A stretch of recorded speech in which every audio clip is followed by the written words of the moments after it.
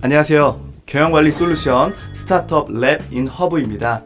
저희 스타트업 랩 인 허브는 서울 창업허브와 회계법인 창천이 만든 콜라보 프로젝트로 평소에 스타트업 대표가 갖고 있었던 법무, 특허, 노무, 세무와 같은 경영관리 이슈를 전문가들이 한 자리에 모여서 한번에 해결하는 그러한 콘텐츠를 제공하는 방송입니다.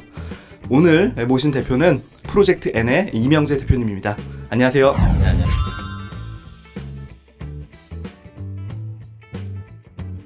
저희 프로젝트에는 사실 NGO, NPO 부분에서 FTF 펀딩 서비스를 진행을 하는 회사라고 봐주시면 좋고요.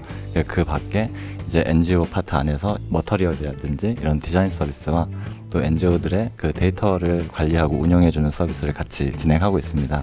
그래서 많은 분들이 이제 프로젝트 N 하면은 어떤 뜻인지 이렇게 많이 물어보시거든요. 근데 N이라는 건 이제 NGO, NPO의 이제 논 가버먼트라는 뜻을 따와서 이제 프로젝트 N은 그 NGO 비영리 비정부 파트 안에서 많은 그 프로젝트를 진행하는 회사라고 생각을 해주시면 좋을 것 같습니다. 그러면은 이명수 대표님 경영관리 이슈에 대한 질의 부탁드립니다.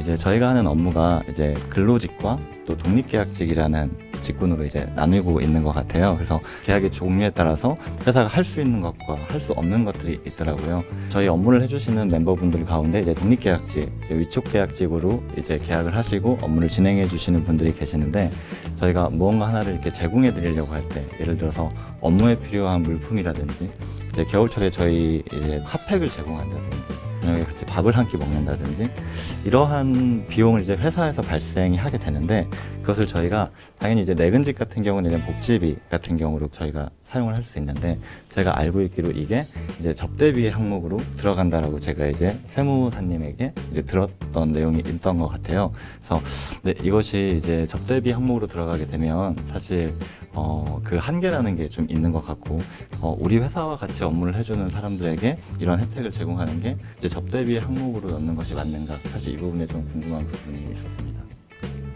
네, 질문 잘 들었습니다.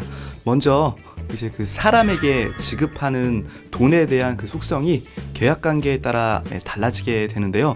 사실상 원칙적으로 세법은 사업과 관련된 비용은 모두 세법의 어떤 손금으로 사업상 비용으로 인정받을 수가 있습니다. 다만 그 세법의 취급에 있어서 이제 근로자냐 아니면은 프리랜서 계약직이냐에 따라 약간의 처분이 달라지는데요.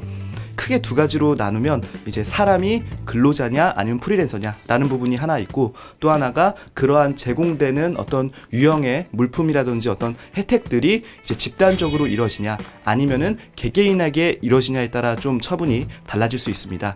일례로 지금 대표님께서 물어보신 근로자 같은 경우에는 개개인들이 아닌 이제 집단적으로 한꺼번에 뭐 물품들이 사업과 관련돼서 진짜 그들을 지원하는 뭐 핫팩이라든지 뭐 도서라든지 옷, 뭐 회식비라든지 이런 것들은 복리후생 차원에서 이루어지기 때문에 방금 말씀하신 대로 세법상 복리후생비로 처리가 가능하고요.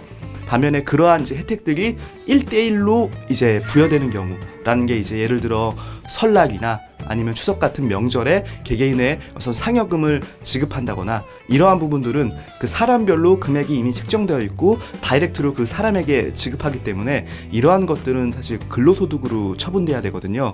근데 그러한 부분들이 실무적으로는 많이 신고가 그렇게 되고 있지는 않습니다. 세무조사를 한다면 그 개인에게 귀속되는 혜택에 대해서는 근로소득으로 처분해야 되고 근로소득으로 처분해야 된다는 뜻은 사대보험도 지급해야 될 의무가 생기는 거고 그 금액에 대한 원천세도 떼서 실제 매달 다음 달 10일까지 신고 납부해야 되는 의무도 존재한다는 것입니다. 반면에 프리랜서에게 이제 우리가 어떠한 혜택들이나 물품들을 이제 제공할 때 기본적으로 사업과 관련된 물품을 구입해서 제공하면 그런 것들은 접대비가 아닌 이제 소모품비 관련된 비용으로 처분이 가능하고요. 다만 이제 대표님께서 물어보신 어떤 회식이라든지 뭔가 같이 뭔가 식사를 하거나 같이 뭔가 이제 어디 뭐 워크숍을 가서 뭐 이런 활동들을 한다거나 이러한 것에 이제 발생되는 비용들은 근로관계가 아닌 이제 프리랜서 계약 관계에 있기 때문에 하나의 파트너십으로 보고 있거든요. 그러한 파트너십 관계에 있어서는 사실 거래 관계의 어떤 개선을 목적으로 지출되는 비용으로서 접대비로 처분될 가능성이 있습니다.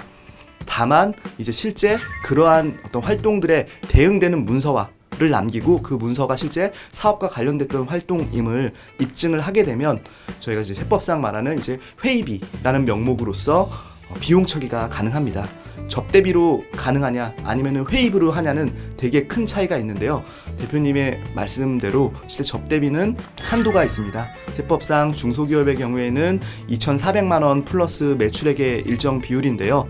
매출액이 100억 미만인 경우에는 100억 이하에 대해서는 0.2%를 적용한 금액만큼 접대비에 대한 한도가 존재합니다. 그래서 과도한 이제 뭐 접대 문화를 근절하기 위해서 세법은 그러한 이제 한도를 규정하고 있고요.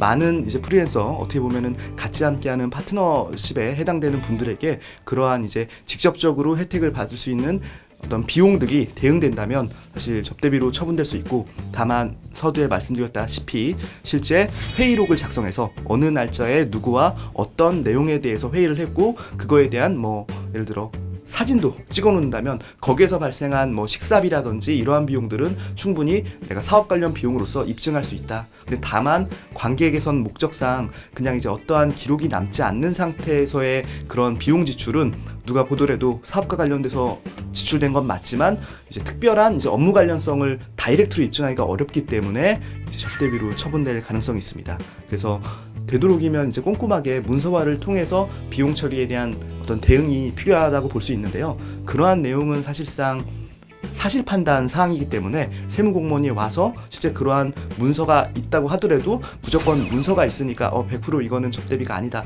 라고 얘기하는 항목은 아니라서 좀 이슈가 있고 그거에 대한 이제 대응 논리라든지 어떤 관리가 좀 필요한 사항입니다. 약간 한 말씀 더 드리자면, 그렇게 좋은 마음으로 추우시니까 뭐 핫팩이나 이런 것들을 제공을 할 수는 있어요. 근데 이게 근로자분들한테도 일괄적으로 제공이 되고, 그 다음에 그렇게 프리랜서 하시는 분들한테도 일괄적으로 제공이 된다라고 이야기를 하면은, 그렇게 이제 업무에 필요한 그런 물품이 그냥 제공이 된다라고 하면 이게 약간 근로자로 보일 수 있는 가능성의 그런 조건 중에 하나가 될 수가 있거든요. 그래서 그거를 제공하심에 있어서는 어느 정도의 좀 신중함이 필요로 하지 않나 라고 하는 좀 생각이 듭니다. 대표님 수고하셨습니다. 네네. 이것으로 프로젝트엔 이명재 대표님과 함께 저희 스타트업 랩인 허브 경영관리 솔루션에 대해서 알아봤습니다. 다음 시간에 뵙겠습니다. 감사합니다.